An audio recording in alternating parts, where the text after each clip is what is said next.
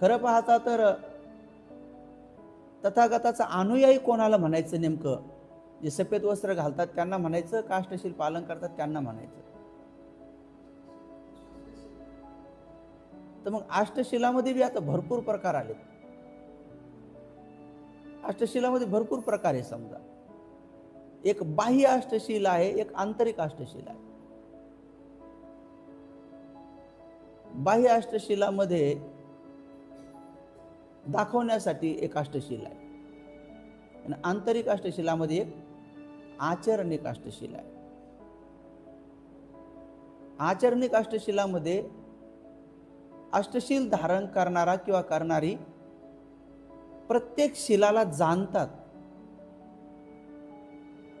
प्रत्येक शिलाचे त्यांना अर्थ माहित आहे. त्या अर्थाला ते जाणतात, त्याच्या हितार्थाला जाणतात की हे शील असं असं आहे आणि हे असं असं धारण करायचं आहे.